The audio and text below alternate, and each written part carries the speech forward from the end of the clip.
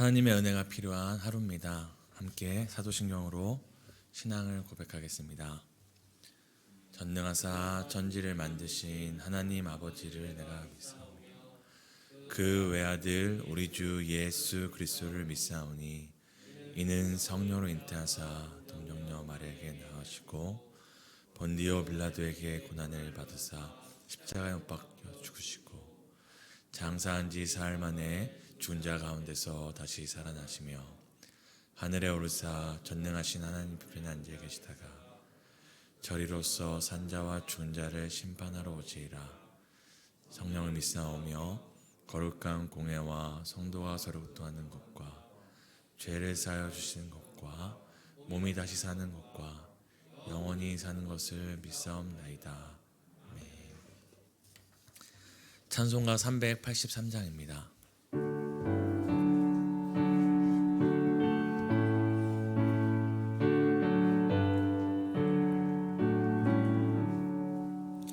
눈을 들어 산을 보니 도움 어디서 오나 천지 지은 주 하나님 나를 도와주시네.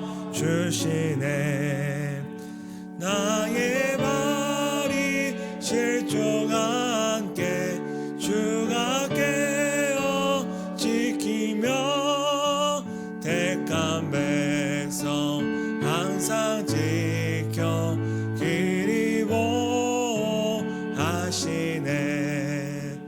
도우시는 하나님이 내게 그늘 되시니 낮에와 밤에 달이 너를 상지 않겠네. 내게 화를 주지 않고 오늘 보호하시며 너의 주님 지금부터 영영 인도하시리. 아멘. 사무엘하 24장입니다. 사무엘하 24장 18절에서 25절 교독하시고 마지막 25절을 함께 읽겠습니다.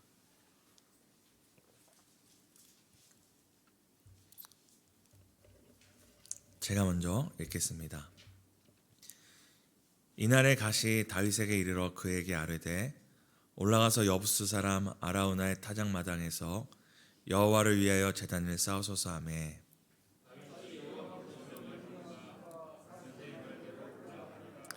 아라우나가 바라보다가 왕과 그의 부하들이 자기를 향하여 건너옴을 보고 나가서 왕 앞에서 얼굴을 땅에 대고 절하며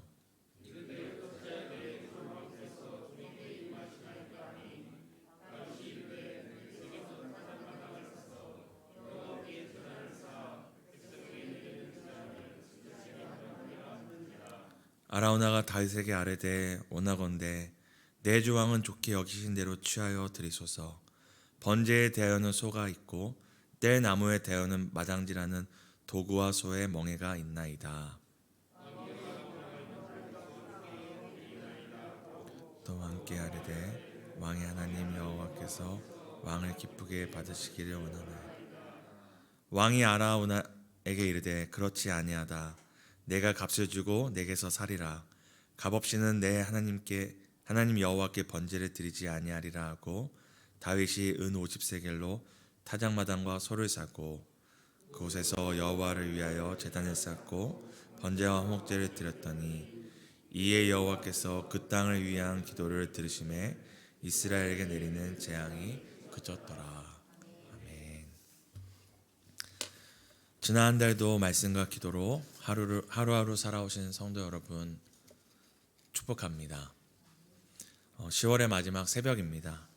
마지막 날이 의미를 갖는 것은 마지막 날은 또 다른 새 날을 준비하는 날이기도 하기 때문입니다.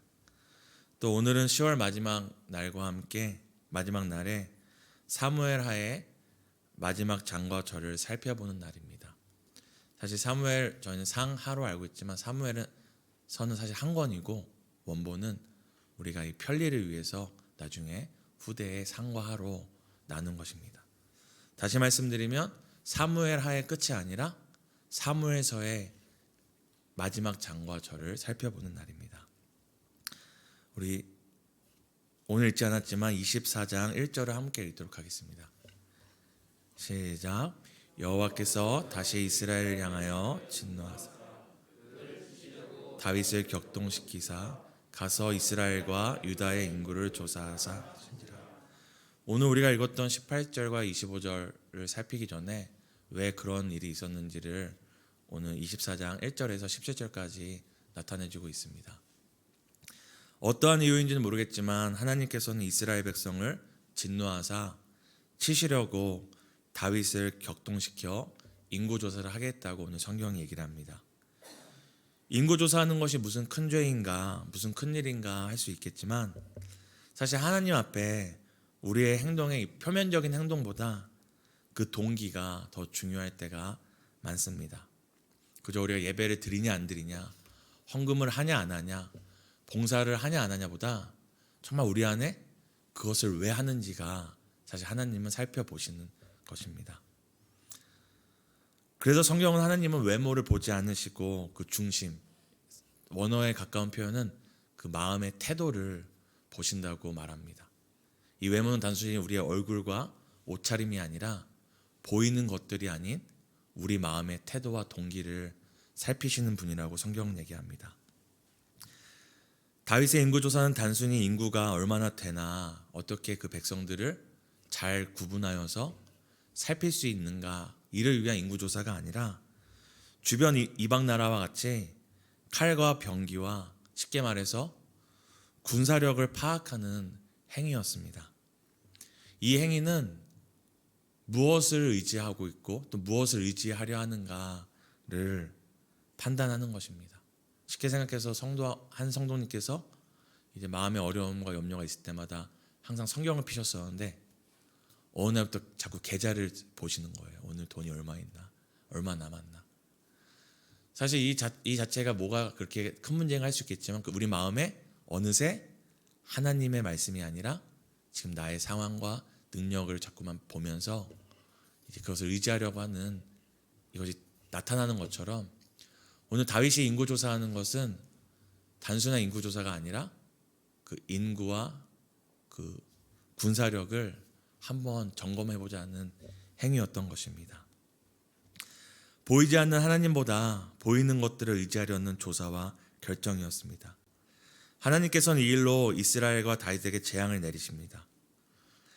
여기서 하나님께서 격동케 하셨다라는 표현을 하는데 쉬운 말로 하나님께서 붙들고 계시던 손을 놓은 겁니다.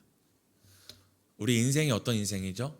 늘 불안하고 떨리고 늘 이렇게 좌지우지하면서 가만히 있을 수 없는 게 우리 인생이잖아요. 근데 하나님께서 그 은혜의 손으로 붙잡고 있던 걸 놓으시니까 그 원래대로 돌아가서 막 격동하게 된 것입니다.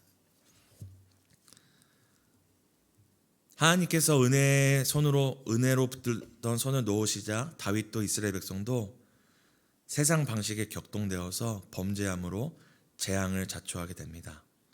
하나님의 강한 팔, 의로운 오른손으로 붙들지 않으시면 누구도 스스로 그 은혜 안에, 긍휼 안에 머물러 있을 수 없습니다. 사람이 헤아릴 수 없는 평안 안에 스스로 머물 수 있는 자는 아무도 없습니다. 우리 모두는 하나님 손에 붙들리지 않으면 순식간에 죄로 달려가며 진노로 달려갈 수밖에 없는 본질상 진노의 자녀이기 때문입니다. 오늘도 여전히 부족하고 미련한 우리지만 우리가 이렇게 새벽부터 깨어서 이 말씀과 기도의 자리에 나오는 이유는 우리가 잘나거나 우리가 누구보다 신앙이 뛰어나거나 남들보다 의지가 대단해서가 아닙니다. 우린 부족하고 미련하고 세상 사람들과 다를 바 없지만 우리가 오늘도 세상과 같이 정욕과 죄로 달려가지 않고 은혜를 갈망하며 은혜 안에 머물고자 몸부림칠 수 있는 이유는 하나님께서 우리를 붙들고 계시기 때문입니다. 하나님께서 한순간도 붙들지 않으시면 우리는 기도의 자리, 말씀의 자리가 아니라 어떻게든 나를 도울 수 있는 세상의 자리, 세상의 사람들로 달려갈 수밖에 없는 사람들이기 때문입니다. 하나님께서는 이스라엘 백성이 받는 심판을 보시면서 이 재앙 내리심을 후회하시고 이 백성에게 재앙을 내리는 천사에게 그만하라고 명령하셨다고 성경은 얘기합니다. 이는 하나님께서 심판과 공의와 정의 그리고 재앙을 내리시는 분이시지만 다른 한편으로 하나님께서는 악인이 벌받는 것을 기뻐하지 않고 심판보다는 기회를, 재앙보다는 회복을 주기 원하시는 하나님의 속성을 우리에게 잘 알려줍니다. 하나님께서는 그리고 갓 선지자를 통해서 다윗에게 진노의 천사가 멈춘 그곳에 올라가 제단을 쌓고 하나님께 제사를 드리라고 합니다. 오늘 읽었던 그 18절에서 25절 말씀이 이런 배경에서 이제 다윗이 그 진노의 천사가 멈춰있던 아라우나 타작마당에 올라가 그 타작마당과 그 소를 사서 하나님께 바치는 장면의 배경입니다. 그리고 오늘 읽었던 24장 25절 함께 읽었으면 좋겠습니다. 함께 읽습니다. 시작. 그곳에서 여호와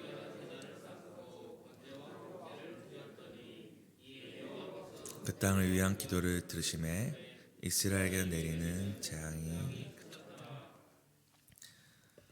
다윗이 진노의 천사가 멈춘 아라우나 타작 마당으로 찾아가 제단을 쌓고 번제와 화목제를 드렸더니 이에 여호와께서 그 땅을 위한 기도를 듣고 재앙을 멈추십니다. 오늘 사무엘서 마지막을 살피는 날이라고 하였는데요. 그래서 사무엘서에 이 굉장히 재밌는 구조, 의미 있는 구조를 살피고 말씀을 마치려고 합니다. 오늘 사무엘서의 마지막이 국가적인 재앙 가운데 다윗이 하나님 앞에 다시 엎드리는 장면으로 끝나잖아요. 근데 사무엘서의 시작은 어떻게 시작하는지 기억하시나요? 바로 한나라는 여인이 개인의 문제와 아픔 가운데 하나님 앞에 나와 애통하면서 엎드려 우는 장면으로 시작됩니다. 그렇게 시작했던 사무엘서가 마지막에 어떻게 끝나는 거죠? 국가적인 재앙과 죄와 아픔 가운데 오늘 성경에 보면 7만 명이 죽었다고 얘기하거든요. 7만 명이면 적은 숫자가 아니잖아요. 그 재앙 가운데 다윗 왕이 다시 하나님 앞에 엎드려서 긍휼과 은혜를 구하는 장면으로 사무엘서가 끝납니다. 이를 통해서 성경은 개인의 문제 앞에 그리고 국가적인 재앙 앞에서 또 우리가 해야 될 것이 무엇인지를 알게 합니다. 오늘 우리 매일 성경의 그 적용에는 그 조직적인 무엇이나 시스템이나 어떤 순리에 의해서 문제를 해결하는 것이 아니라 다윗 왕은 그 부하들과 함께 하나님 앞에 제단을 쌓고 은혜를 구했다고 얘기를 합니다. 오늘날 우리의 개인의 문제 앞에서도 또 국가적인 재앙과 시대적 아픔 가운데서도 우리가 해야 될 첫 번째는 다시 하나님 앞에 나와서 엎드리는 것입니다. 다시 하나님 앞에 엎드려서 하나님의 은혜만이 이 모든 상황과 슬픔들을 걷어가실 수 있음을 고백하는 것입니다. 다른 의도가 있진 않지만 어저께 아시는 것처럼 이태원에서 큰 사고가 있었습니다. 이제 우리 그리스도인들 안에서도 이 사건에 대해서 너무 쉽게 정죄하시는 분들이 계신데 뭐 놀다 죽었다, 귀신놀이 하다 죽었다, 여러 가지 진단을 하시는데 표면적인 모양들은 그럴 수 있지만 더 본질적인 모양은 이 시대의 젊은 세대가 그 마음의 공허함을 채울 수 없어서 그 목마름을 해결하기 위하여 세상에 나갔다가 큰 사고를 당한 사건입니다. 놀다 죽은 사건이 아니라 목말라 헤매다가 죽은 사건입니다. 사고입니다. 교회가 가져야 될 태도는 쉽게 정죄하거나 판단하는 것이 아니라 이 시대에 우리가 그 목마름을 해결하지 못한 것은 아닌가? 그들의 목마름과 신음에 더 우리가 민감하지 못한 것은 아닌가? 우리에게 맡기신 것은 판단의 자리가 아니라 함께 아파하며 슬퍼하며 다시 한번 우리를 스스로를 돌아보는 그것이 우리가 오늘 다시 하나님 앞에서 해야 될 것이라고 생각합니다. 오늘 세 가지를 놓고 함께 기도했으면 좋겠습니다. 첫 번째는 개인의 문제 가운데 다시 하나님 앞에 서게 해달라고, 엎드리게 해달라고 기도했으면 좋겠습니다. 두 번째는 시대적인 아픔과 국가적인 재앙 가운데서 또 다른 방법이 아니라 다시 하나님 앞에 엎드리게 해달라고 기도했으면 좋겠습니다. 오늘 내만집 기도는 직장 사 다락방입니다. 자녀를 위해 기도를 쉬지 않고 또 자녀들에게 영적 성장과 신앙의 본이 되게 해달라고, 또 특별히 오늘 이웃을 위한 기도는 이태원 압사 사고로 인해 슬픔을 당한 그 가족들과 그 이웃들을 하나님이 정말 하늘에 헤아릴 수 없는 위로와 만지심을 구하는 기도입니다. 우리 이렇게 함께 기도하도록 하겠습니다.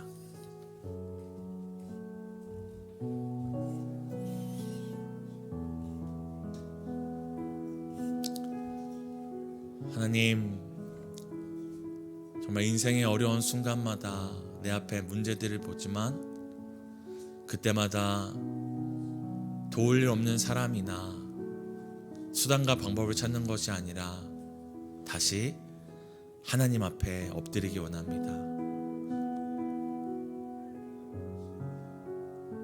도움의 손길을 찾아 세상을 헤매는 것보다 하나님 앞에 엎드려 나의 도움이,